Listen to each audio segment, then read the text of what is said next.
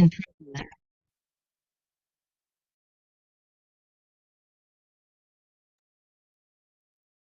Welcome, everyone. And we can put on our videos if we can. That would be nice to see faces, to interact. And hopefully, we should have a more interactive session. And I think there will be more people joining us. We've had over 100 people who've signed up for today's session. So I'm Sandy, and I'll be at some point today, we'll be doing the live session as a way of demonstrating and engaging with presence oriented psychotherapy and understanding the process. And we have with us also Gayatri, and who will be supporting today.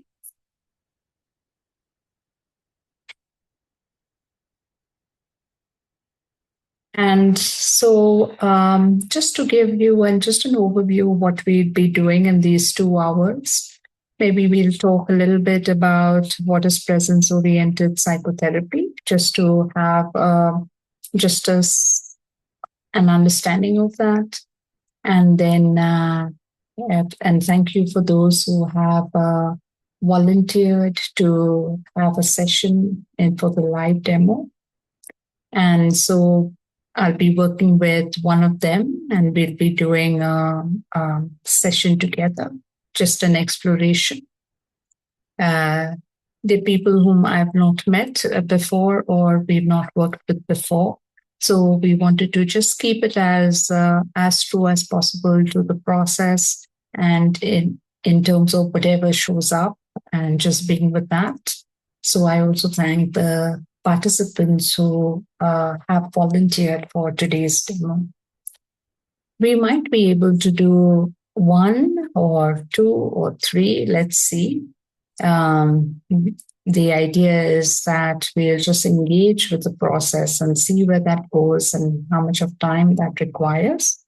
And post that process, we will also look at, we will discuss the process. And then if there are any questions, about it, we can take that up.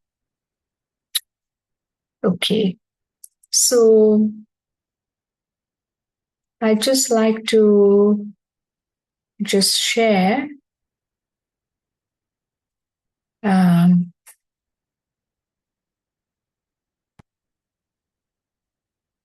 just a little bit about mindfulness and presence-oriented psychotherapy.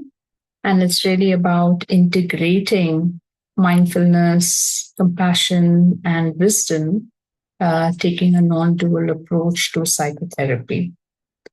So my own journey with this has been to over many years. I've been practicing psychologist for a therapist for over 25 years now.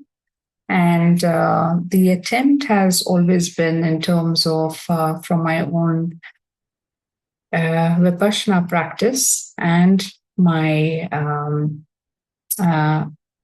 my role as a psychologist. The attempt was always to see what is the meeting point between the two, what is the meeting point between the psychological and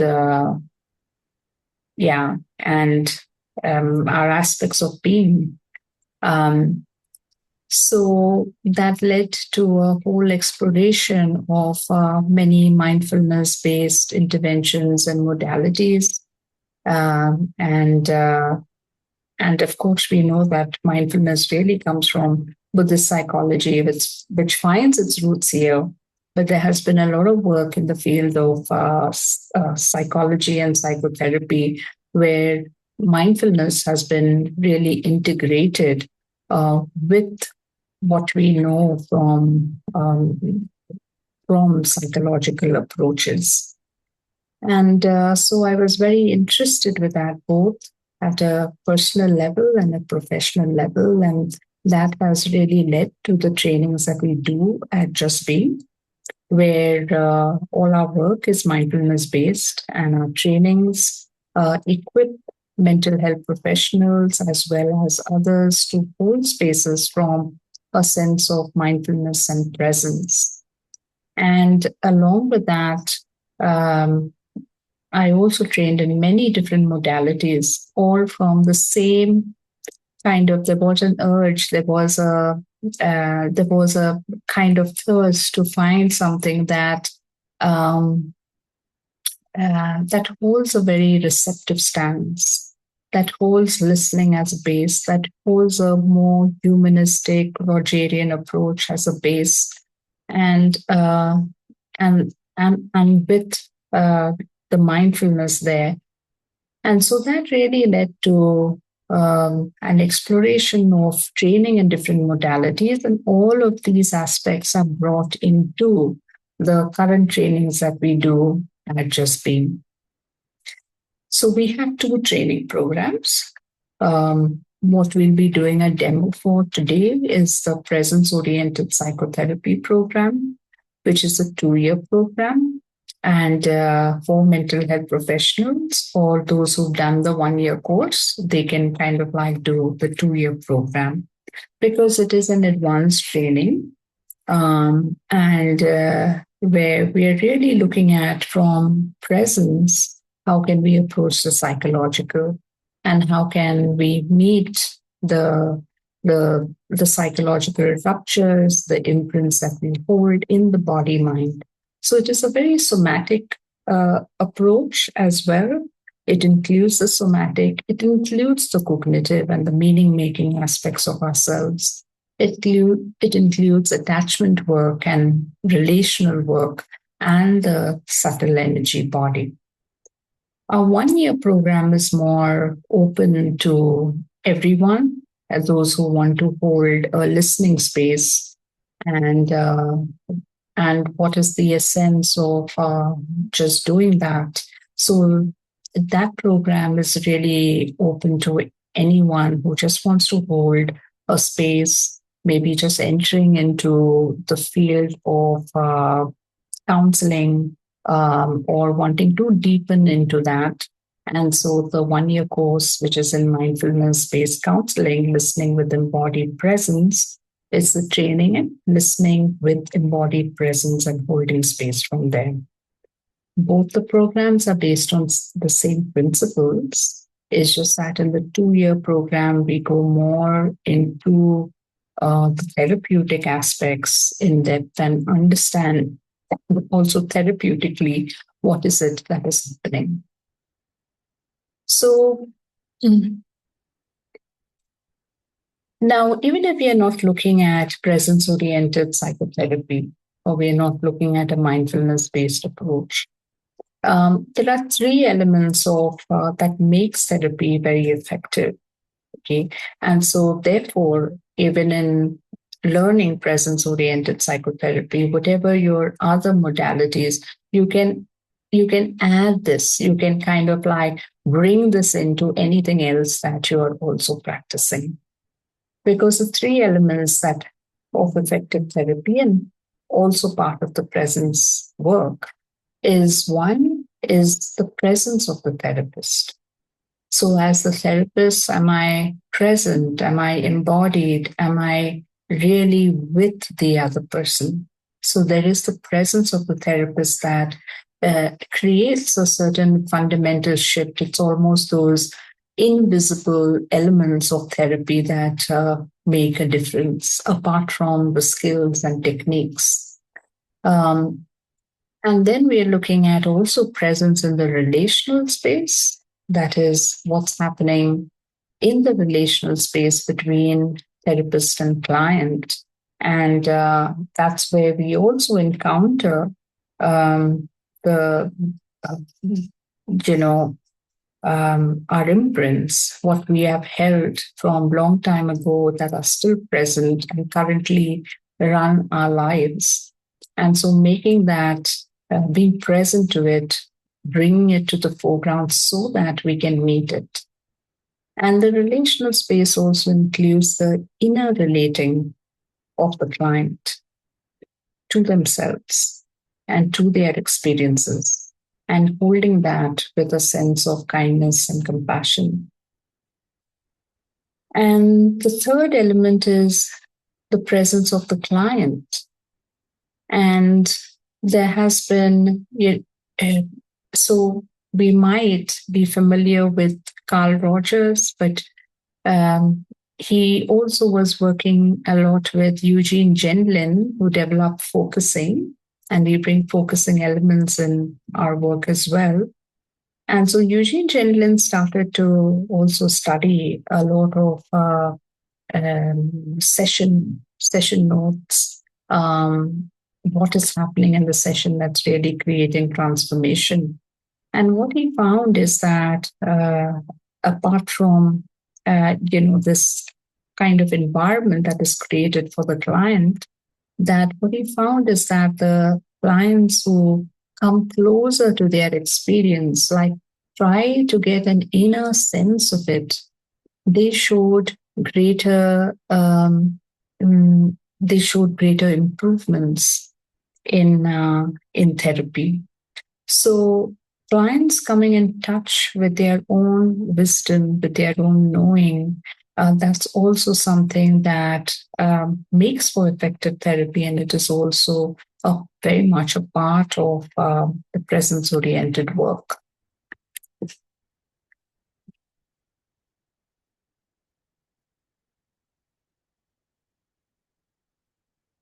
Now, we are referring a lot to presence, and just to say what is presence, which is really hard to define. And we can say that, and we don't need to get into all of that right now, but just to leave this with that it is this more unconditioned space, a less identified sense of self, yeah, but a very also embodied sense, and where the body is the reference point. And how do we know we are in presence? Because there is an embodied sense of grounding. There is a sense of intimacy and connectedness with our experiences. And it also feels spacious at the same time. So we can hold all our emotions, even the deepest emotions, but with a sense of okayness and spaciousness with it. Yeah.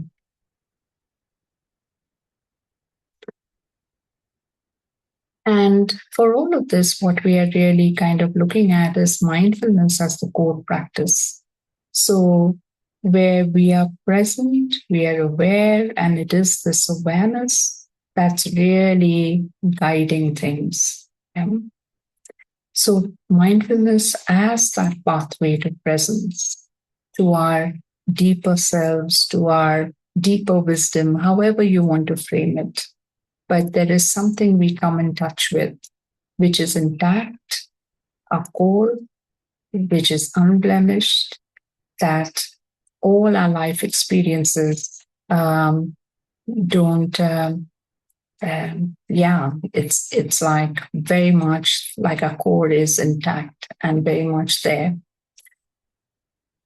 So, yeah.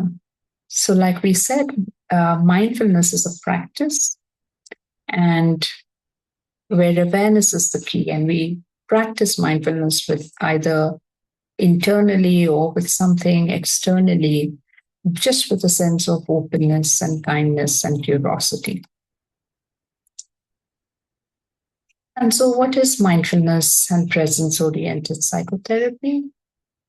It's just our capacity to be there for the other from a sense of spaciousness and warmth, and very simply put. Yeah. Draws from many streams, and but it is also together as coming together. Okay. So it draws from the wisdom traditions, like Buddhist philosophy, as well as psychological approaches that include mindfulness based approaches. And it also incorporates the person centered, psychodynamic, cognitive, somatic work, very much working with trauma because we touch into imprints and the subtle energy body. It's also based on the research in neuroscience and interpersonal neurobiology. So, as a modality, it can be practiced on its own. But like I said, it can also be combined with something else because, after all, we are working with and developing our capacity to be present to ourselves and the other. So, what is the process which we will kind of be engaging with now? Just to be with the client in a moment to moment way. So, when we are looking at the process now, I would invite you to also maybe observe these aspects coming in, or you can just be with the experience, however you choose to do that. And the practitioner is in embodied presence and also attuned to the client through listening. And the practitioner supports the client's presence in a variety of ways, in whatever is needed, with many tools, many possibilities of how can we meet the client in their experience exactly the way it is and just where they are. So it's not about fixing, it's not about reaching a solution, it's not, whether therapist and client are trying to reach somewhere, but just to allow the inner wisdom that is inherent for that to guide what is the next step. Right? So we're really listening to that. So therefore, it is a very alive and fluid process, and where we are working in a moment to moment way, and the process unfolds. Okay, the process leads the way into a sense of spaciousness and tenderness and greater embodiment for the client. And it is a process. It's not like something can magically happen in one session, one sitting, but we're just kind of like opening that pathway, opening the space for that integration and for that returning back to our inherent sense of wholeness and capacity. Okay. So we'll stop here and then we can look at things after we engage with the process. Yeah. So before we do that, because while I'm holding the space for another, we are also all part of it. We are also providing that sense of containment for the person, because we're not engaging in a role play here. We are just engaging in something very live and something very real. And so, what I would invite you to do is that we'll do a short grounding practice together so that we can really be present for the person who's volunteering. We can be present to ourselves. Okay. And I'd just like to say that if at any point of time you feel, because even as we are witnessing, maybe something comes up for you, something strong, you can take a break, just take a walk, come back. Yeah. So see what you need, because this is so much a process of being able to listen very deeply to ourselves and, and meet ourselves. So let's begin with just this sense of grounding. So just inviting everyone to just, as you're sitting, just to feel this contact of your body to the seat. Just feeling into the weight of the sit bones.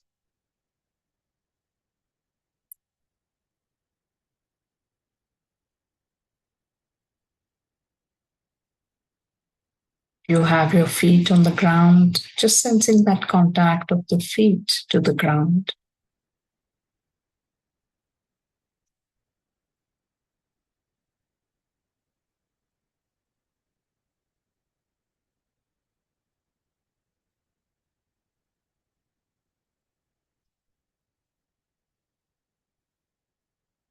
Just allowing your body mind to just rest in that contact.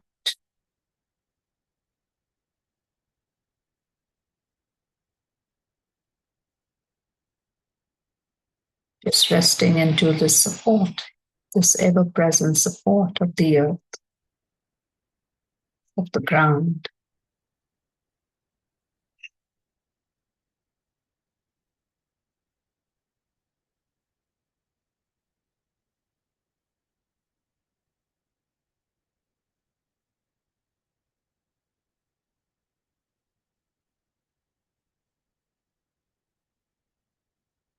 Perhaps sensing the breath.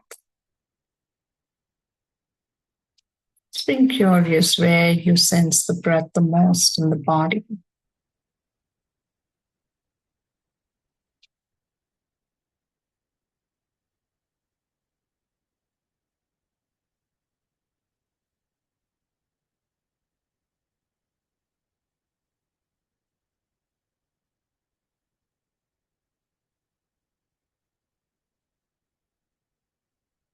Just being with the breath.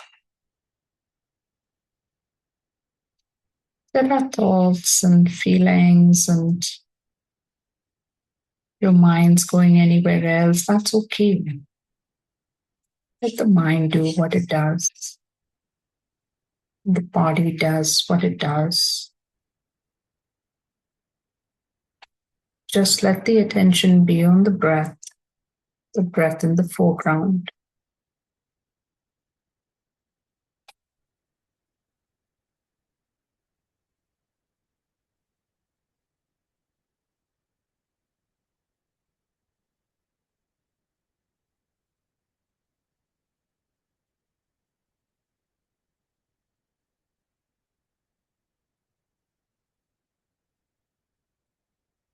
Just being with the breath in a moment to moment way.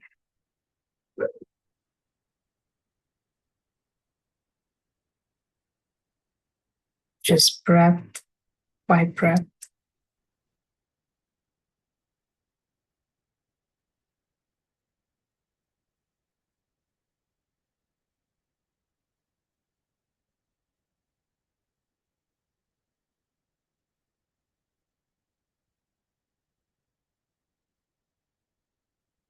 Just this breath.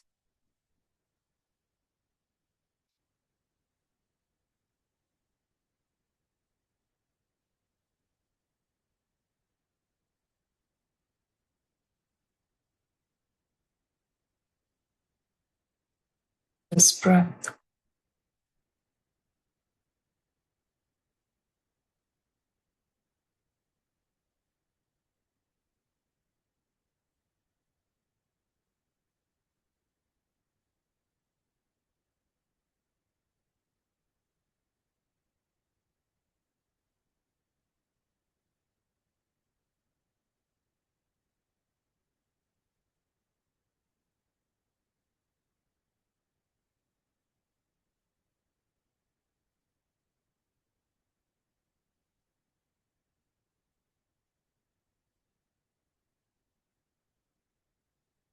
Just sensing the breath on the whole body.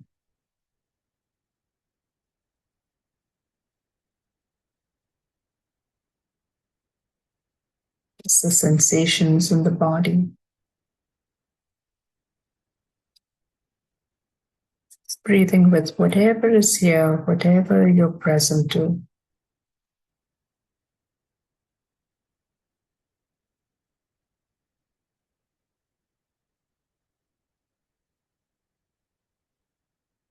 Sensing the breath and the whole body.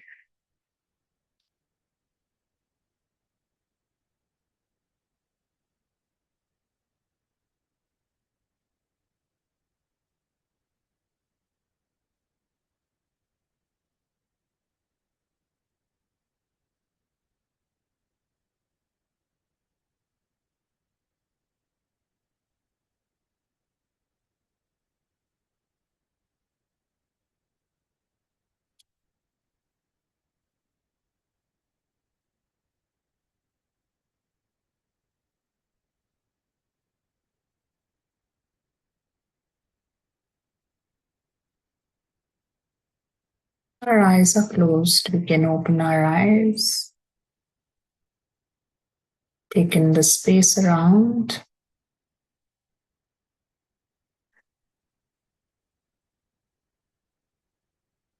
Connect to something around in the room that brings you a sense of comfort.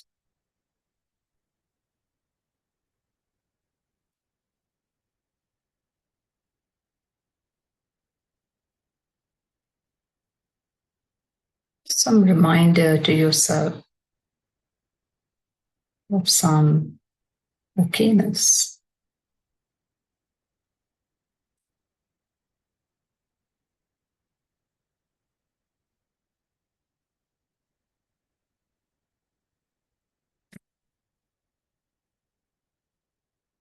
So I'd like to invite Pramila, if you're here.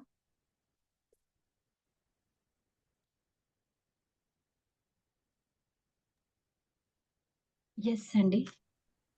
Yes. So Pramila, I'm just going to spotlight both of us. Mm-hmm. So myself,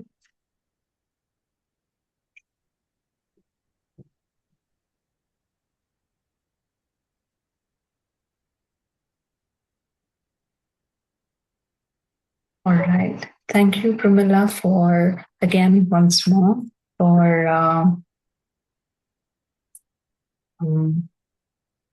volunteering for the session. Thank you, Yeah. Sandy. Yes. So maybe Pramila, maybe you can share what you'd like to kind of see together for today. Yeah. So basically, I'm trying to see how to overcome the situation where I do get hurt by the close ones. Mm. You get hurt by closed ones. Yeah. Yeah. Can you give maybe an example of when that has happened or an incident that happened to whatever extent you're comfortable sharing? Yeah. Sure. So, um, I mean, so close ones. So I'll just give example.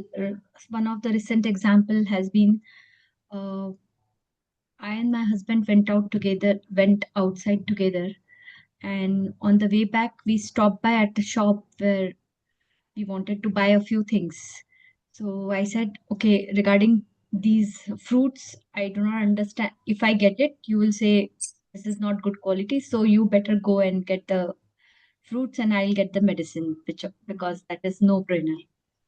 So I went there and uh, he was there at the medical shop and I just told him that you can get the fruits. And he's like, okay. He took the car and he went. Mm, So without any communication. So now from that place to my house, I mean, he did not even say that uh, he's going. Basically, he didn't like when I told him that you get the mm, fruits. He didn't like it. So what he did is, without any communication, he took the car and went. So from mm. there to my house, I have to come by myself. The distance was not too much, but it is more of a feeling that. Uh, I mean, how did he, why and how did he do Yeah, that? yeah. And when you are going out, then you have to communicate. And even if he's like going, I'm fine if he Mm, communicates with me. But you mm. cannot leave someone like this, Yeah. irrespective of whatever is your state of mind. So, so yeah, that was very Mm. hurtful for me. Uh, Yes. Yeah. this is one Yes. of the example.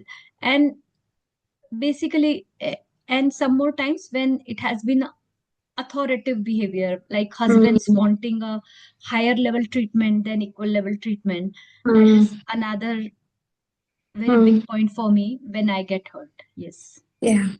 So this incident that you mentioned and many others like that, where you felt the sense of hurt, of that he kind of left you there.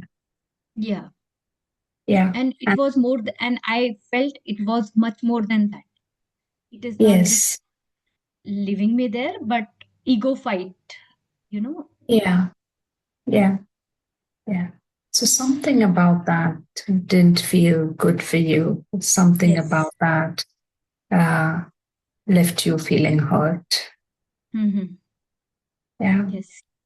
Yeah. And Pramila, I'm just wondering, as you're sharing this and sharing this sense of hurt that you felt then, what's happening now? What's Are you, happening now is constantly that is replaying in my mind. uh-huh. Yeah, And yeah. yeah. And this hurt that you experienced, is that present now? And how Yes. you, yes. And where are you sensing that, Pramila? How are you sensing that in the body? So one is my head is little heavier. Yeah, That is one thing. And yes, yeah, I mean, even I feel little heaviness in the chest. yeah. So there's the heaviness in the head and this heaviness in the chest. Yeah. And is it all right if we just take some time with this and then we Hmm. can talk some more? Hmm. Yeah. Yeah. Just letting your one hand just rest there. Just feeling the support of your hand for this something in the chest feeling heavy, something in the head feeling heavy.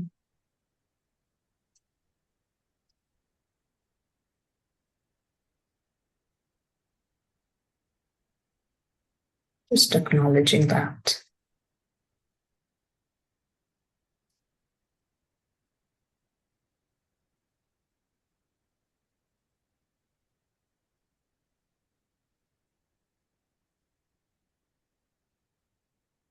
Pramila, is there a feeling with it?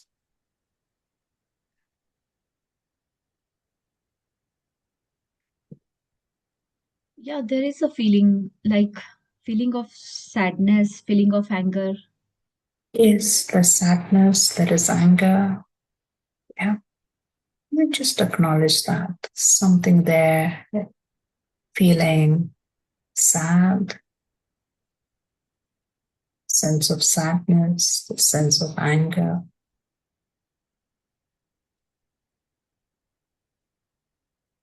Maybe just give that some space, just allowing it to be there.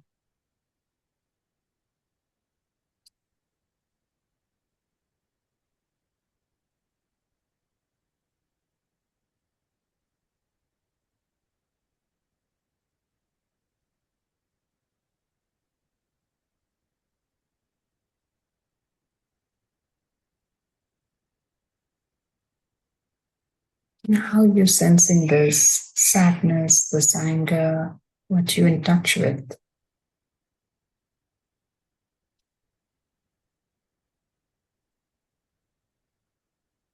How am I feeling? So I would still say, I mean, it's just in my head and chest.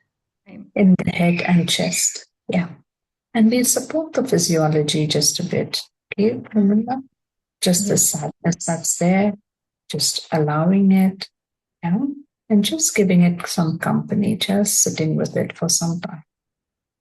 And maybe one hand we can just let it rest on the head, supporting the head,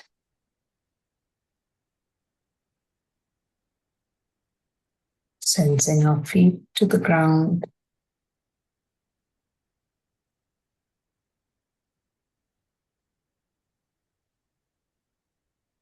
just being with this sadness, this hurt, this anger. It's like we would sit with a good friend, just giving it company.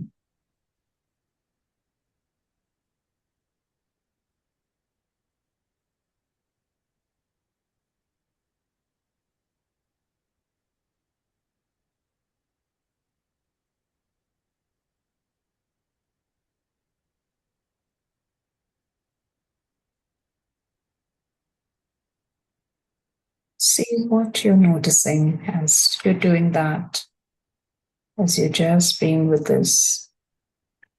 And whatever you notice, you can just say that aloud. Yeah, I mean, when I'm noticing this, my, uh, I mean, replaying of those moments have reduced. Yeah, that replaying in the head that is reducing. Yeah, and maybe we just give it some time. Mhm.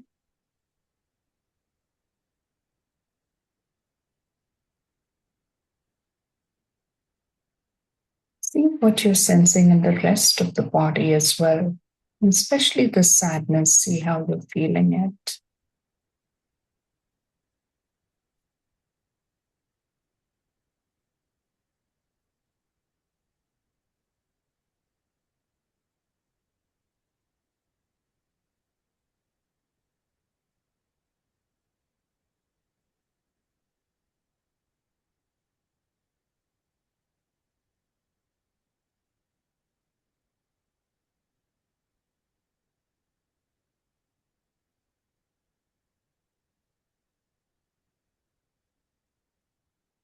Give space to the sadness, sense it in the hands, in the legs. We're not trying to get rid of the sadness. We're just allowing it in the body.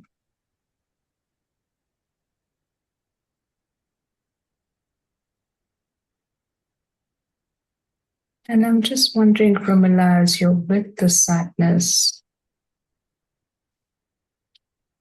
see if it has something to say to you.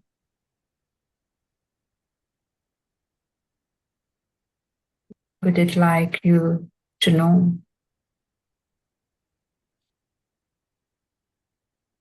And see what comes from this place that's feeling heavy in the chest or this place that's sad.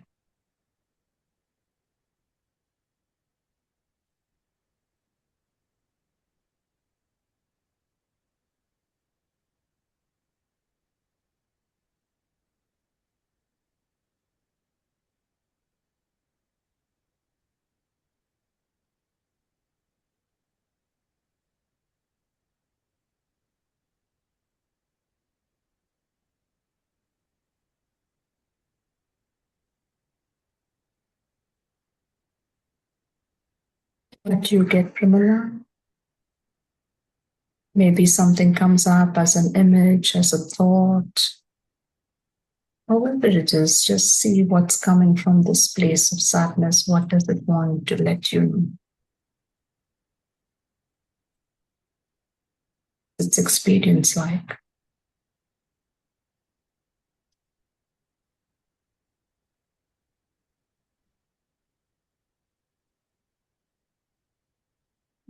I can't experience any image or anything, but Mm. just sometimes the incident, and sometimes I feel, and another feeling I'm getting is the intensity of my anger and sadness itself is pretty low. I'm not able to feel it that much now. Yeah, yeah. And what about the incident is coming to your mind? Yeah, the frequency of that is frequency and intensity both Have gone down reduced, for now. gone down. It has Yeah, not gone out, but it has it's gone not. down. Yeah, and we want to be in touch with it because we want to see what it has to offer us. Okay? So, when you're recalling this, what's coming to your mind? You said it's replaying. So, what's replaying right now? What's replaying right now is how could he do that? Hmm. And this is not just a very small thing like, mm, I mean, it was not a very innocent incident that he just missed Hmm. to communicate, but it was very intentional and it was absolutely not right. And I absolutely do not want to go out with him again or Yeah, work in collaboration with him again. yeah, yeah. So something in you really feels like this was not right, it was intentional, and I don't want to go out with him again. I don't want to Mm-hmm. date with him again. Yeah. How is it for you to really acknowledge that something in you really feels that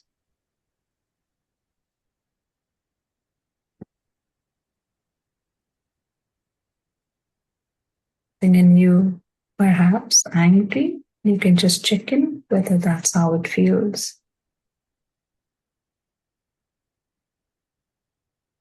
This place is really angry.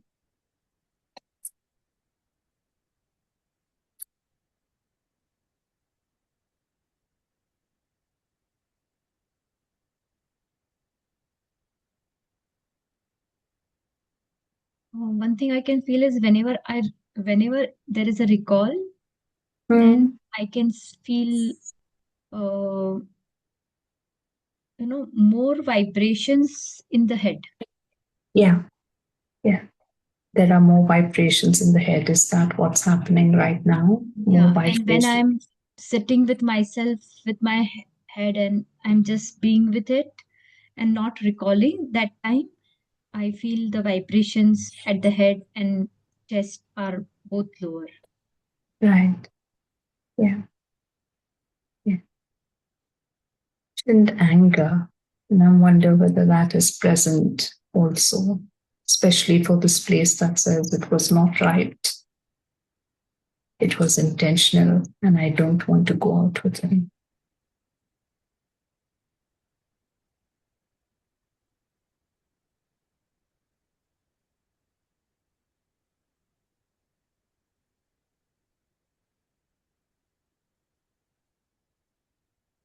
It's going on for this place, Pramila, that feels it was not right.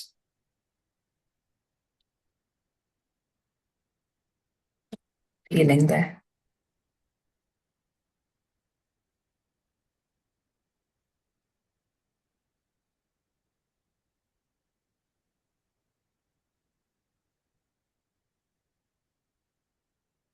Just being with this place that says it's not right, it was intentional.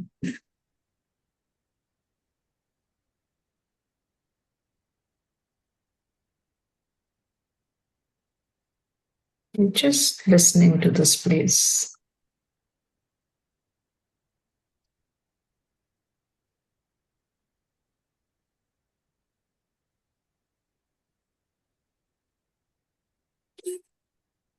Just ask it, what's the feeling?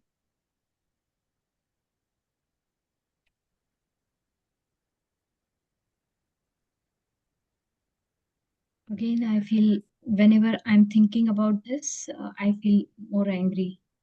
Yes, and that's okay. Yeah, Mm-hmm. that's okay. That you feel the sense of anger. Mm-hmm. Yeah, and just be in touch with this place that's feeling angry, that's feeling like it's not right, was intentional.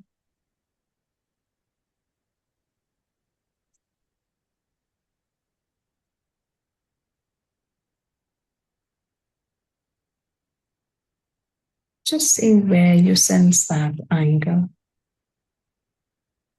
in the body.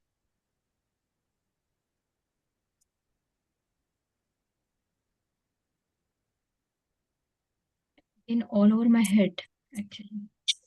It's all over the head. Yeah. And as you sense this anger all over the head, also sense the rest of the body. And the rest of the body feels more stiff.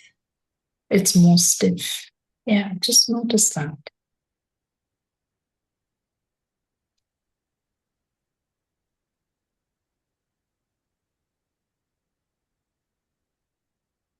How are you feeling, Pramila, towards this anger, this place that feels angry?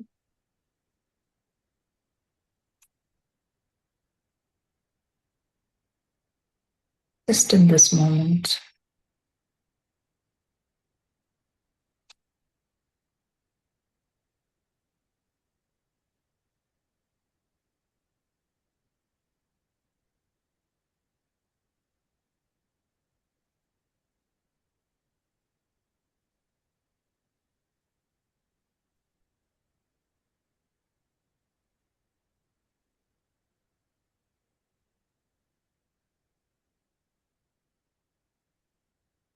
If this anger, if a friend were to tell you this and that it was not right, she was feeling angry, how would you feel towards her?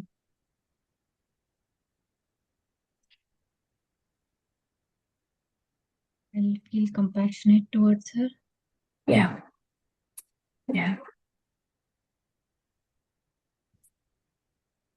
Just can you sense that sense of compassion towards this place that's feeling angry?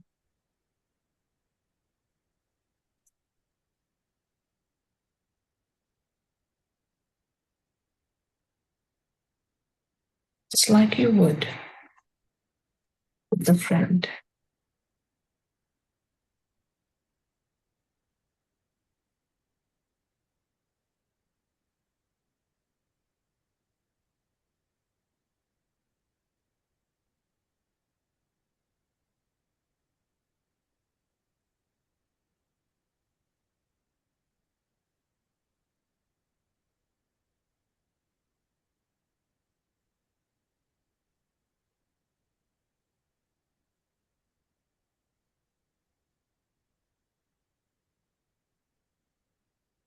You just hold this place of anger just with a sense of compassion for, yeah, what happened.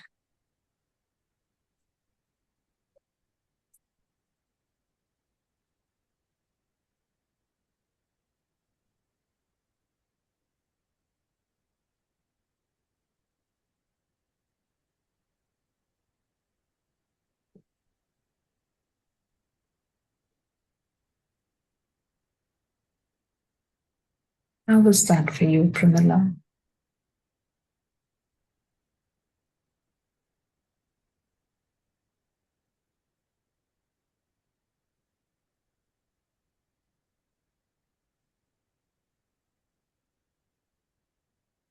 Mm, I feel like crying. Yeah. And it would be really all right to let the tears flow. Yeah. You can hold that. Some tears come.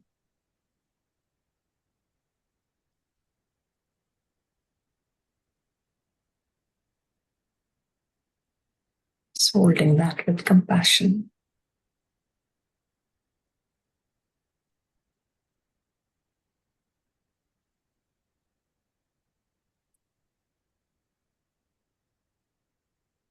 And we can be with this place that was angry and upset as long as it wants. Just sitting with it, holding it, letting it know you're there.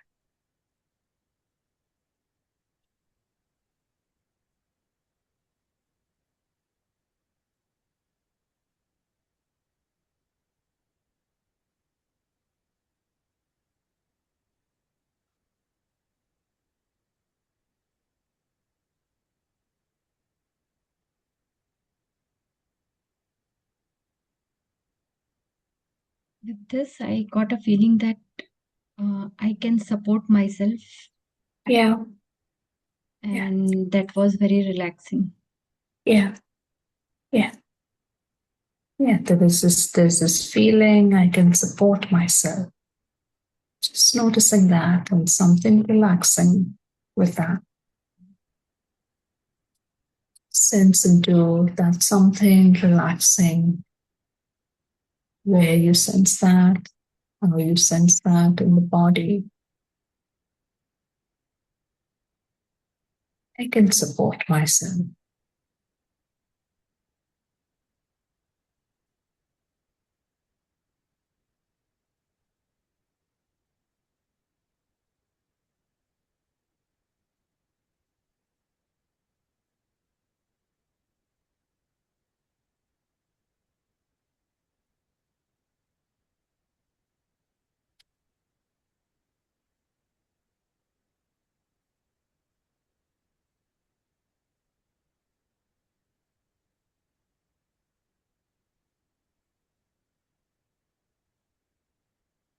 What's going on, Pramila? What you in touch with?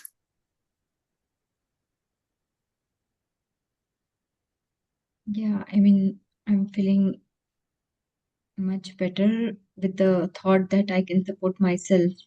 That Yes. was very comforting for me. Yeah. Yeah. And just And notice.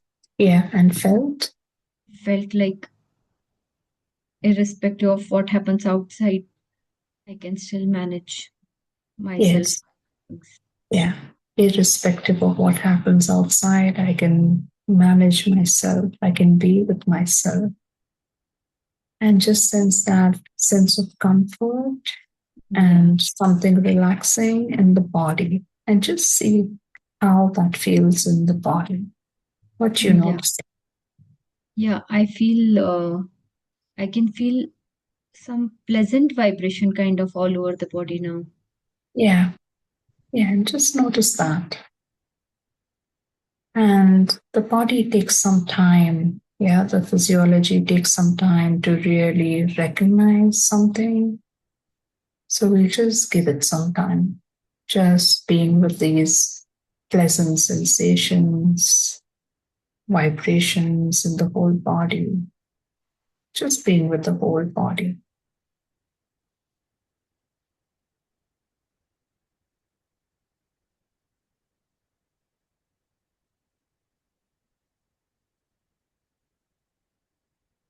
Legs.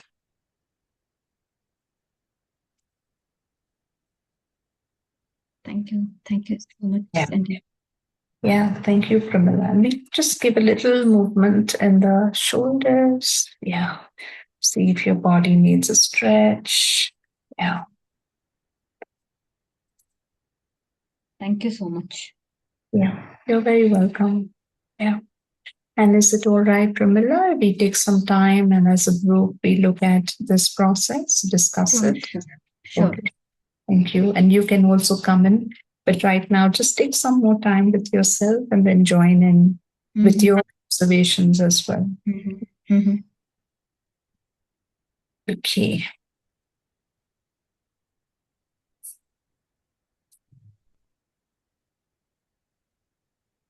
All right. Maybe we can just have some time and we can put on our videos and we can just have a little bit of a discussion just through just very short process, so very just a glimpse of some aspects of mindfulness and presence oriented work and therapy. Mm. And we can then take questions, and then if we have time, we can do another demo. Okay.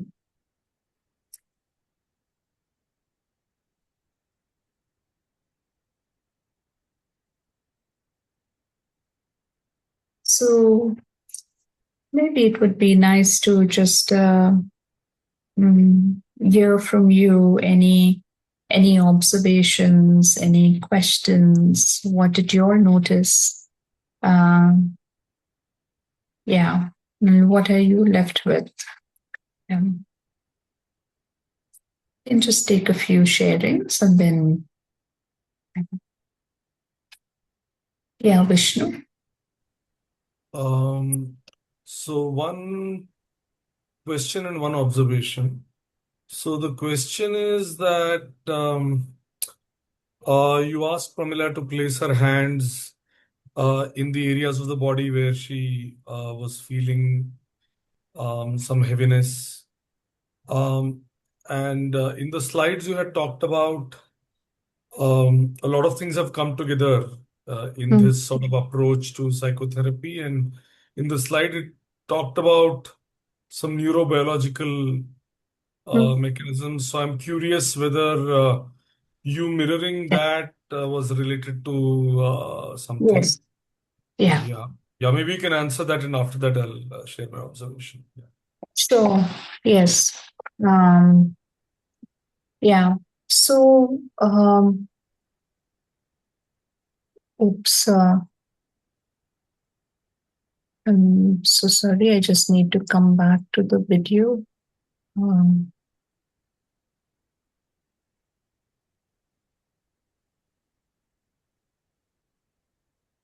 I don't know. I just lost the screen.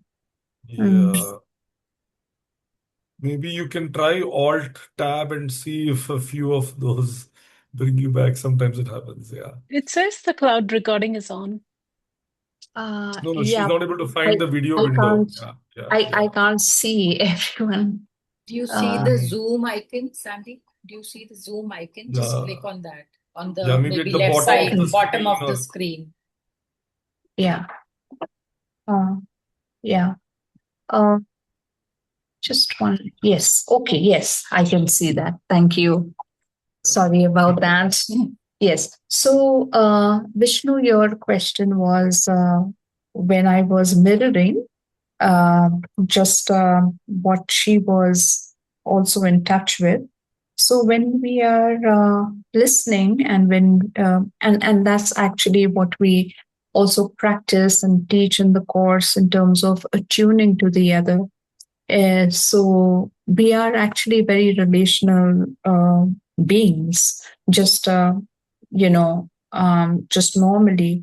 And so when we are not so much in our thoughts, and we are like really with the other person at a feeling level, at a somatic level, then there is a attunement and a mirroring that happens. But as I was also doing that, one, it helps the practitioner to tune in to what the client is experiencing, and it's also a way of accompanying her, right? So I am simply accompanying her as she is with her experience in a moment to moment way as it is unfolding, which neither me nor her know which way it will kind of what is it that is like really needed there.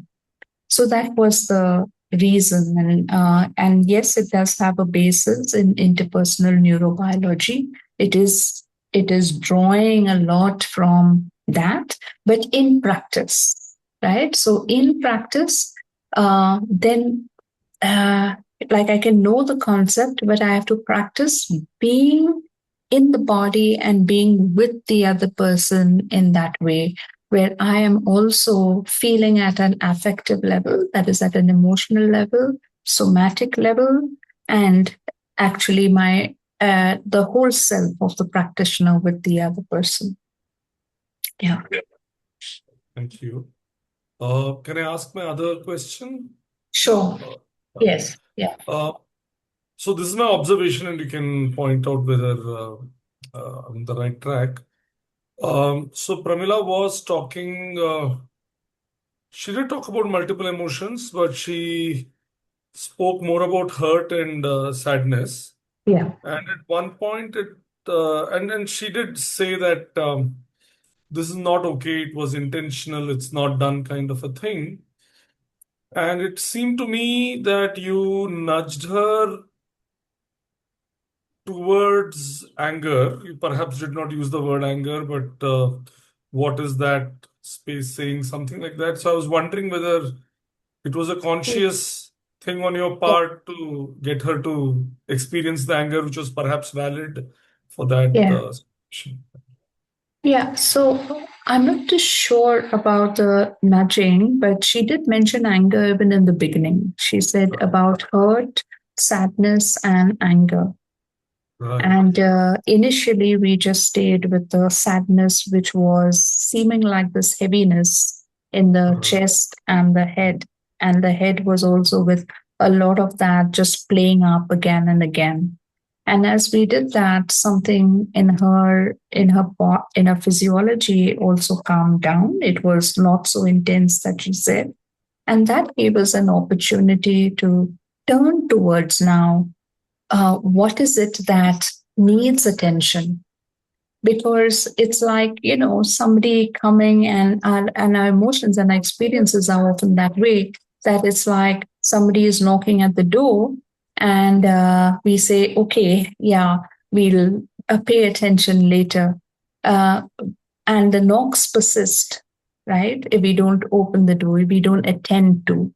So it's like going there and saying, okay, what is it? What is it that you want? What is it that you're attempting to show me, tell me, let me know?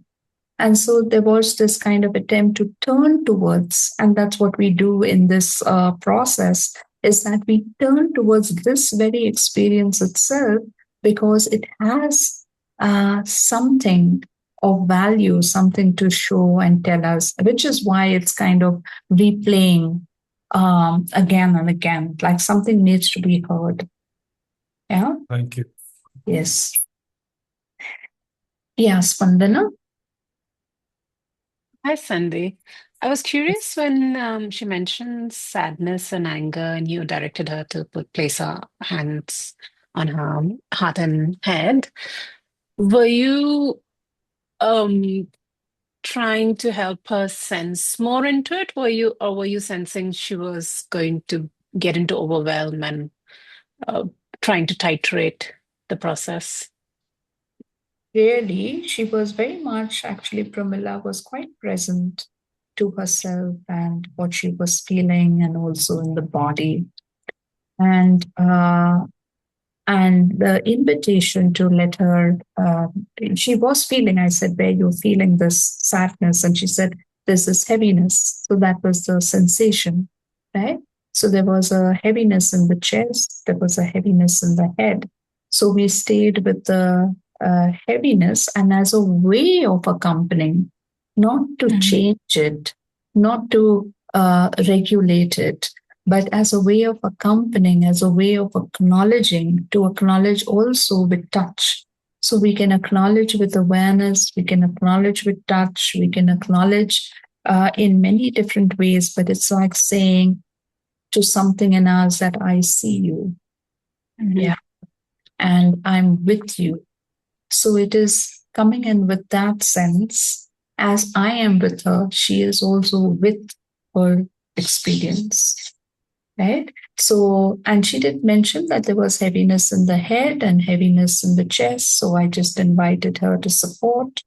And sometimes with strong emotions and our habitual pattern, sometimes is like we go into trying to think about it. So we go in the head and we often experience this sense of maybe heaviness or, this continuous movement of thoughts because we're trying to be with emotions from here. So immediately that's the habitual response. And that goes to feeling a little heavy.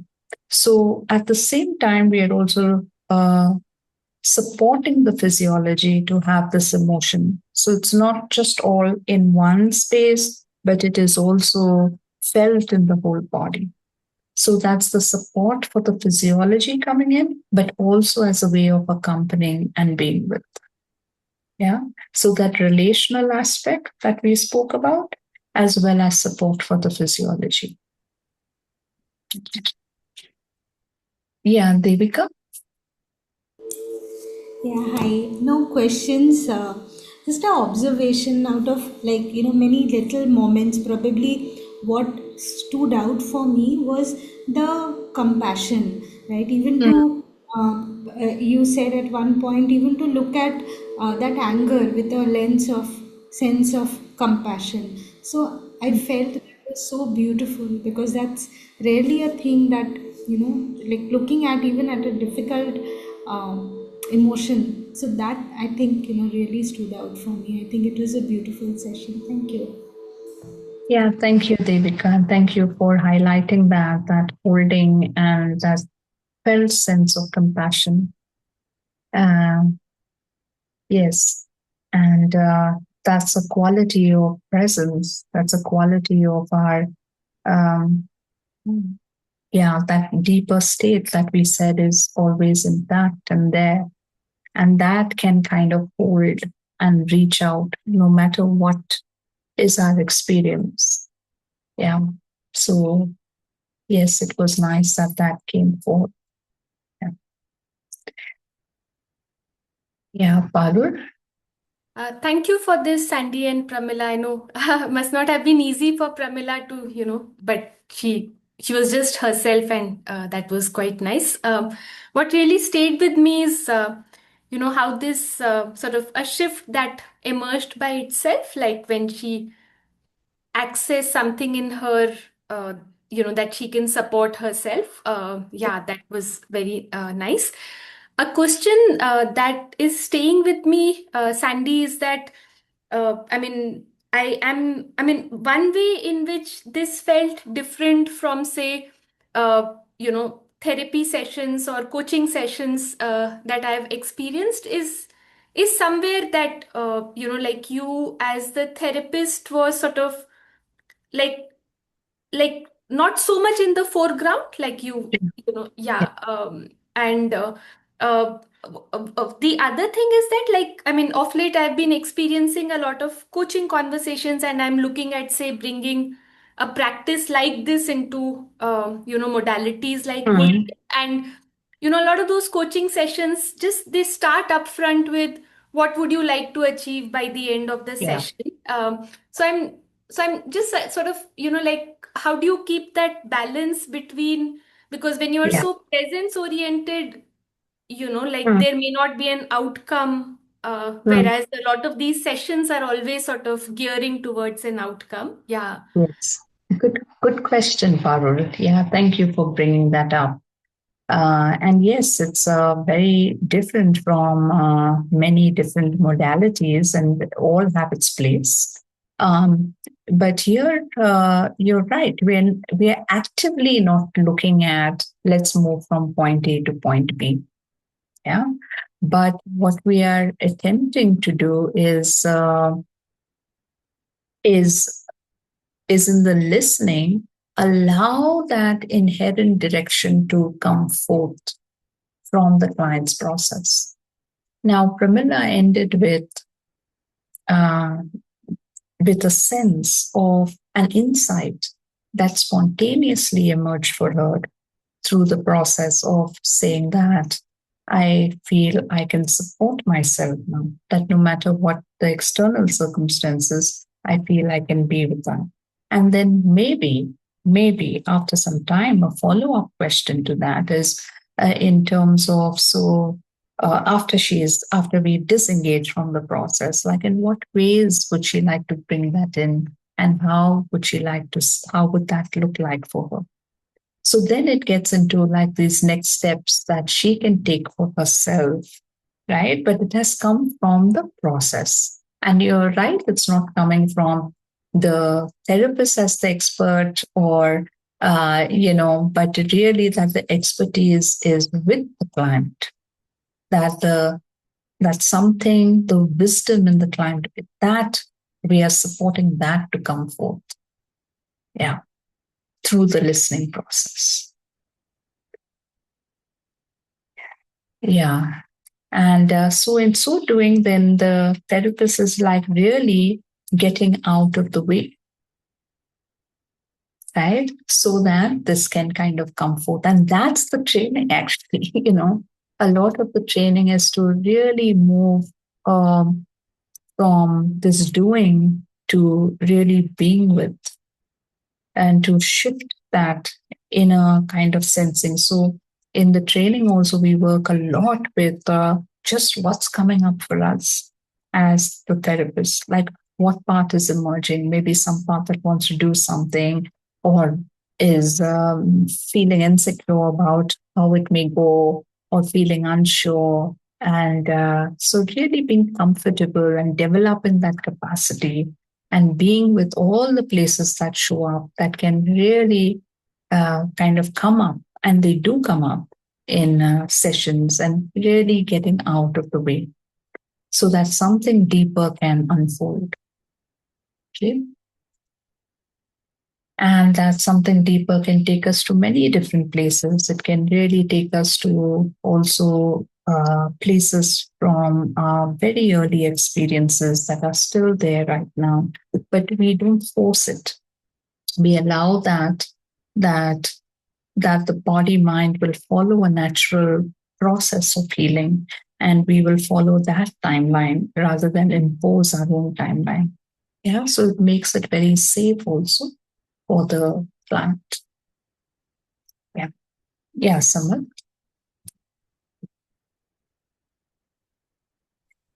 Hi, Sandy. I want to understand, probably I missed it, but where did the transition from, how to put it, dark emotion to a positive emotion, or what is a very routine situation for her, and I think almost everyone on this call, take place? But I didn't get that very clearly, Samar. If you can just repeat it. Okay. So I'm just trying to, maybe it may have been because of a technical issue or something, but Yeah. the transition of Pramela's dark emotions to a positive emotion. When did that take place? Because this situation, I think almost every one of us in our different contexts experiences almost on a regular basis these days. Yeah. Yeah. Yeah. Again, great question. And in the noticing, it's so inner, but what my sense, and Pramila can add to that, is that when that shift happened is when she was able to hold that her experience with that sense of compassion. Yeah. And that shift in the inner relating, the inner relationship with our experience, that is what mindfulness and presence really supports.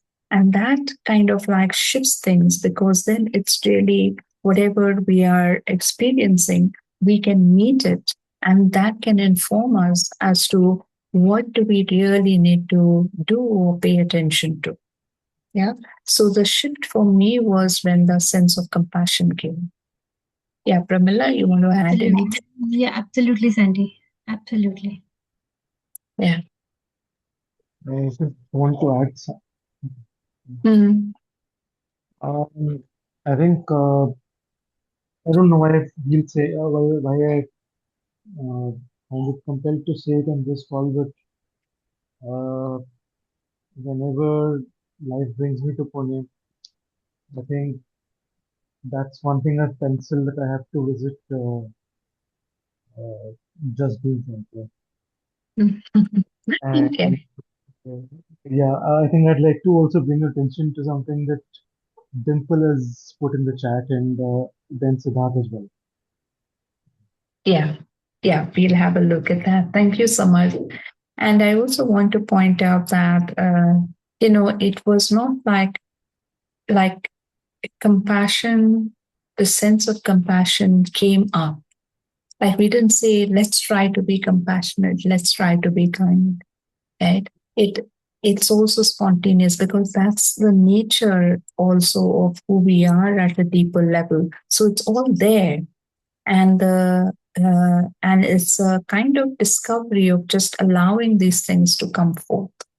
And we look at the chat as well, and also my I don't know whether Harini is still there, but Harini is also a co-teacher on the course. So Harini, if you want to bring in anything, please feel free to add.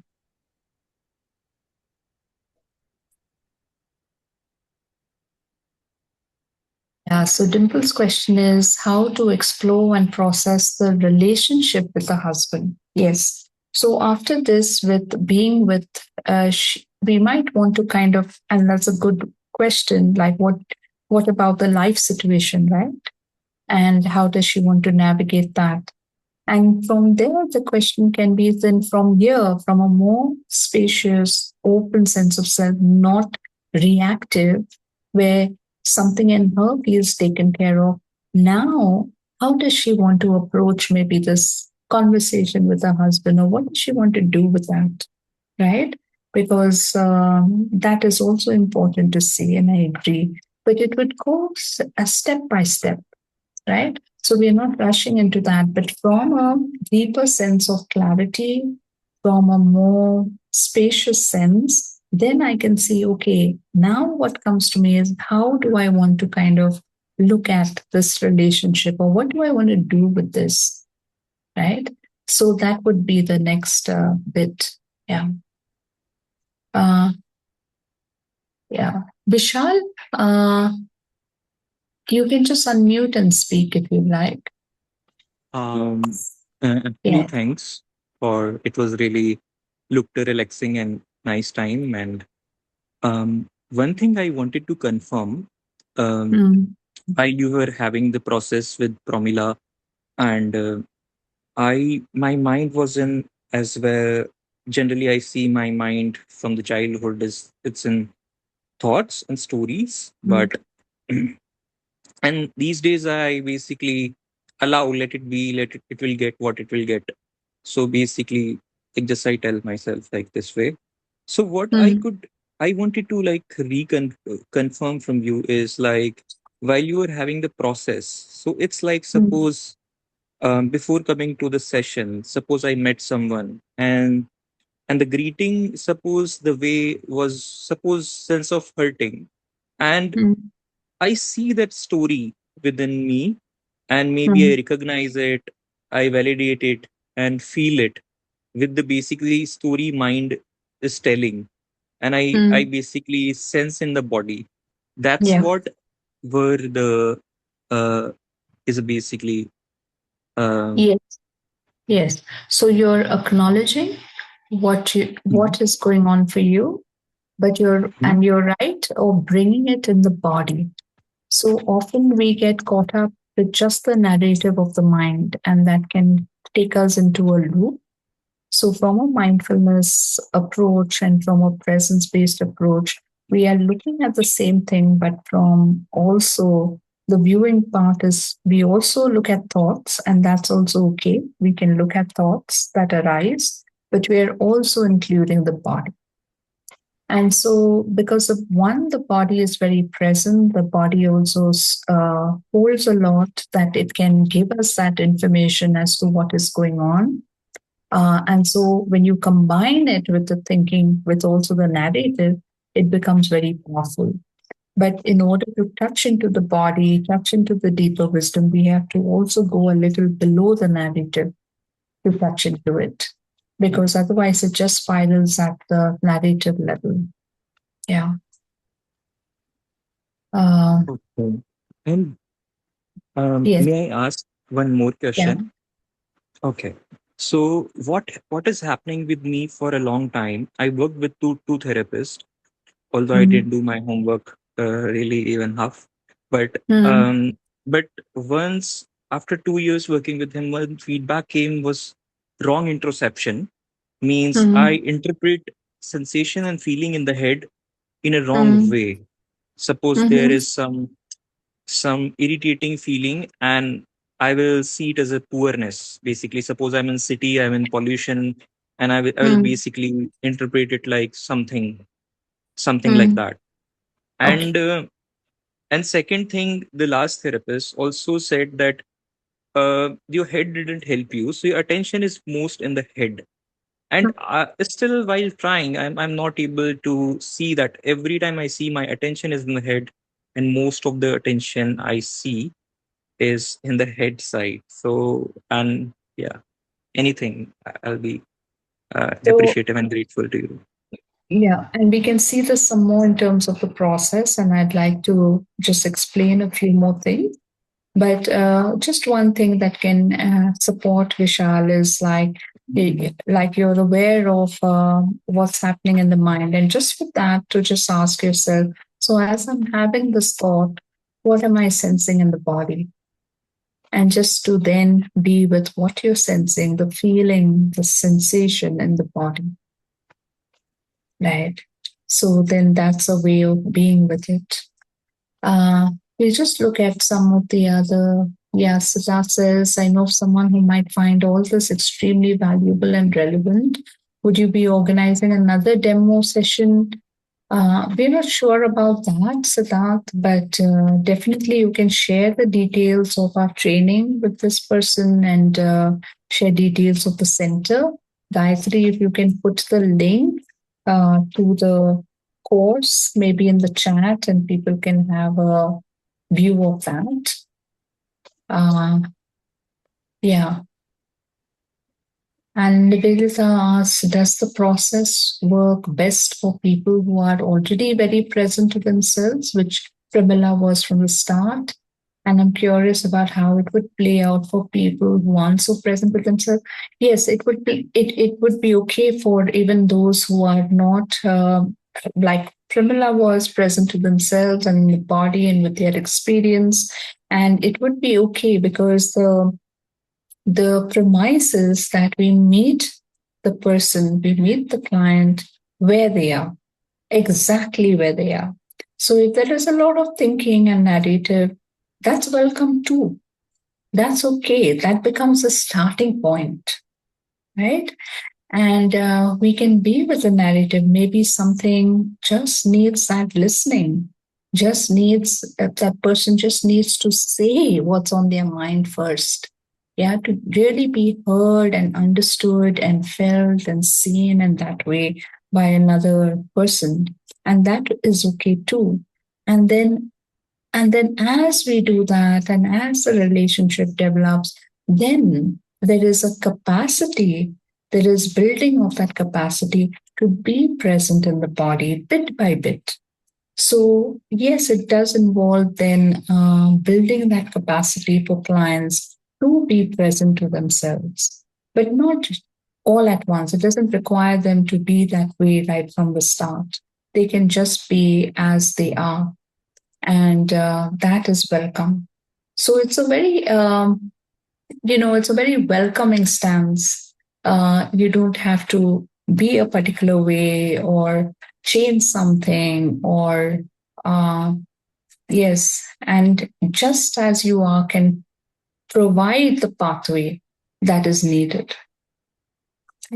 So then the training is to be able to listen and to accompany and to really be with the person in their experience and allow that to unfold. Yeah. Yeah, Sumbu. Thank you, Sandy. Thank you also, Pramila, for that really honest sharing. It must have been difficult in such a big group. Sandy, this is about the training actually. I thought this session was a live demo for the 1 year course. So I really want some clarity about both the courses which are being offered, and also so I'm still just about learning to become aware of patterns and how thoughts arise, and I'm still sort of learning to see how they land in the body. So it's really a very novice stage that I am at. But I would really, and I also know that I am a teacher and students very often come to me, and I know that there's something that they're probably getting, and but I also know that right now I don't feel equipped very often, and I'm mostly just listening, and I'm just trying to do what I think is best in that moment. But I'm also clueless. I'm clueless about my own self, forget about another person. So for my stage where I am right now, where I'm still sort of figuring out my own patterns and how to even sit with my own uncomfortable feelings, which I have just about now realized how easy it is to distract myself than to sit with something which feels uncomfortable and which is very difficult to name and to to really sit with. So for someone like me at this stage, uh, what do you think would help, and what will be there in the training which will be able to give me some kind of a support system or resources? Yes. Yeah. Thank you, Sumbul, for that question, because the starting point, even in the 2 year course, is just being present with oneself. Because unless we, like you're saying, unless we are doing that with ourselves, how can we bring that to others? right? Now, the difference in the two courses, the 1 year course and the 2 years, the 2 years is going into more the therapeutics. It's based on similar things. The difference in the 1 year is that we very much learn to just listen and be receptive, and from an embodied sense of presence, which means we need to encounter what comes up for us, how to be with our own feelings, how to be with our sensations, because as another person is sharing, that also evokes something in us. So, how can we kind of be present to ourselves and to the other? So, that is really the training along with the skills. So, the skills in the 1 year course is that of very simple skills, like here what I used was reflecting, just reflection of just accompanying. So this whole process of how can we just be with the other in a more active way, right, in a more supportive way, and really listening from our whole self. So that's the 1 year course. And that is supported by a lot of, both the courses are very practical, they're very experiential. It's not theory, because all this we can't get just from the theory. We have to practice it. So our own mindfulness practice supports that. Then our peer practice, that is the people you are with in the cohort, you will be practicing with them. So there are practices after every module, ongoing practices, and that helps to deepen the capacity to be there in that way, both with ourselves and the other. And then there are other supportive things like your own, your own counseling or therapy sessions that you're taking for yourself, that builds this capacity for self-awareness, and the emotional capacity to be there. So all of those things, it's very supportive. You also do, after some time, client sessions, then you get feedback on that. So it's an ongoing process of learning. Yeah. Okay. Does that help? Yeah. Okay. Yeah. And so Gayatri has also shared about the 1 year course and the link to that. And thank you, Devika, for joining in. And I just like to, maybe we might not have enough time and to do justice with another demo and to discuss it. So I just like to just share a little bit more about the process and aspects of a presence-oriented approach. And so I think in the demo, we saw that we were really in a moment-to-moment way. So it's just being with the client in a moment-to-moment way, and the process unfolds. So what we're really attempting is this allowing a sense of spaciousness with our experience, that our thoughts, feelings, sensations are connected, and we are having a way of looking at our experience more from the feeling sensations and not so much from the narrative of the mind. If that's where the person is at, we will have that time with the narration as well. Yeah. I'd like to just kind of also, Pema Chodron is a Buddhist teacher. She's a nun, and I really like the way she describes the meditation practice, and I think that is apt, because what we are doing in this process is really being there in that way, and what happens when we are with things and with experience in that way. So this is what she shares. There is a teaching that says that behind all hardening and tightening and rigidity of the heart, there's always fear. But if you touch fear, behind fear, there is a soft spot. And if you touch that soft spot, you find the vast blue sky. You find that which is ineffable, ungraspable, and unbiased, that which can support and awaken us at any time. So we're really turning towards, in both the courses, we're really turning towards and being with that feeling, that tough place. Yeah. And really being present to it and accompanying the client with it, because that opens up into a deeper wisdom. So when we are looking at the therapist presence, we are looking at these qualities, and the training is all about developing these qualities of being non-judgmental and open and allowing and interested and being willing. And so we practice through the course. So it's not all at once that we have to, but bit by bit, we develop this capacity in both the courses. And I think I would just apply what is for both the courses and what is just for the 2 years. And there is an embodied, attuned sense of presence. Again, application for both, because for both, we really need the practitioner to be present, very present. It doesn't matter if the client is not present, but the practitioner being present is important. And really working on the key principles of intention and attention, just the quality of our attention. And then we are looking at the presence in the relational field.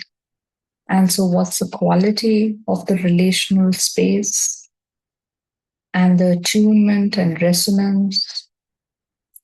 And it's based on a lot of research by Alan Shore, Dan Siegel, where the emphasis or the finding is that we're really connecting this right brain to right brain.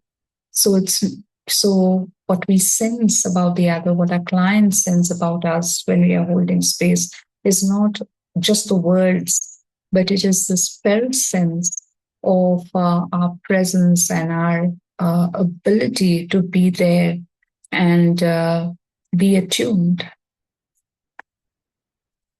Yeah. So there's a lot of the self-regulation for the therapist. And this self-regulation, as we are also working with our own physio, also invite the client system also goes into co-regulation. Okay. So it's a very two-way process that is happening. Yeah. This is like right from the very beginning. That's how we form in our relating and how we relate to ourselves and to the other and the world. So it's a really inbuilt system which we are tapping into. And then the presence for the client. We are bringing experience in the here and now. Yeah. In a moment-to-moment way. And really breaking down experience like we were just with one thing, with just that feeling, or just that thought, or so.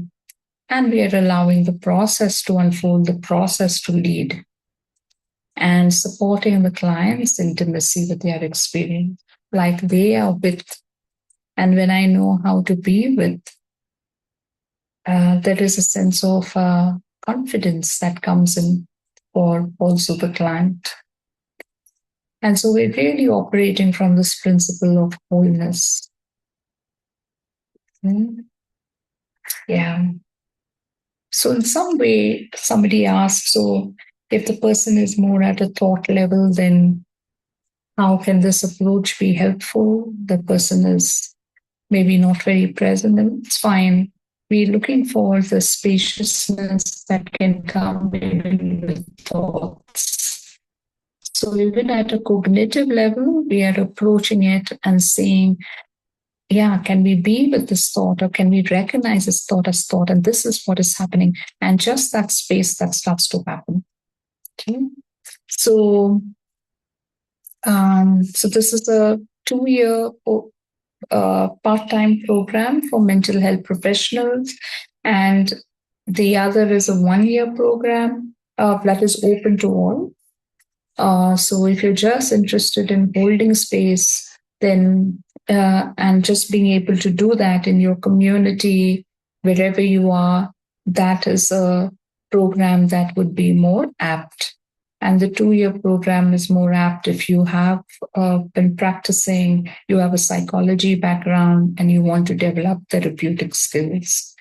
Our next cohort begins from 19th August. But for both the courses, and even if you're not joining the courses, you're very welcome to join the pre-program, which is the 40-day mindfulness practice that we will start in June. And that just helps us to develop our capacity and our practice for mindfulness. We just meet as a community, just practice for half an hour, and we just share that space. So you're very welcome to join in there, and very welcome to join either of the programs. For the Presence Oriented course, there are 8 modules. Each module is 5 days, and it's spaced out. So it is every 2 or 3 months. And we do have international faculty who come in to support. Many of them have been my mentors who just come in to kind of support the teaching. I have my co-teacher, Harini, who's also present here.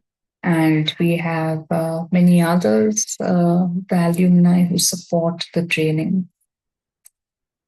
Okay, so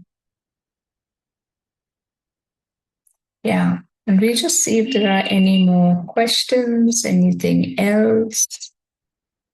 Yeah.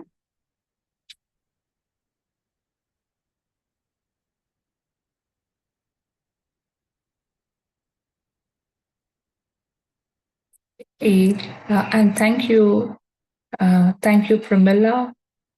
And thank you to the others who also agreed for the demo, but we could not go into that. Yeah. So let's end with, before we go off, and we just end with just maybe a little practice of just wishing well for each other. Maybe we'll meet in some form. Our paths will cross, maybe through the training or even otherwise.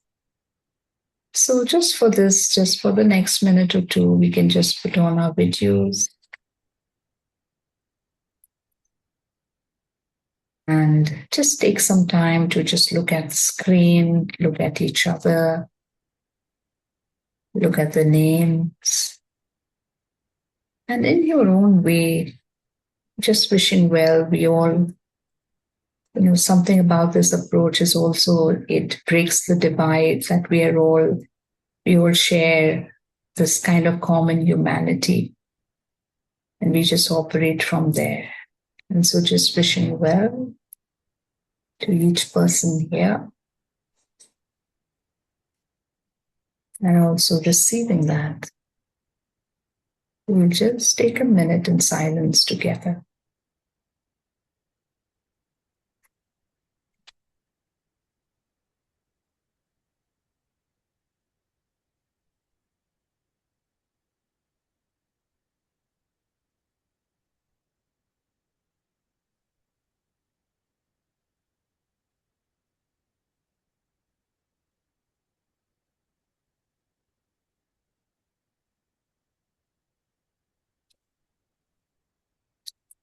Okay. All right. And if you have anything that you wish to ask, Shibi is also here. Shibi is the coordinator for the 1 year program. If Sumbul is around, and there's Harini, who is also the co-teacher. Yes. And thank you, Gayatri, for coordinating all of this. And thank you, everyone, for being here. And thank you, Pramila. Yeah. Thank you so much. Right. Thanks a lot. Thank you.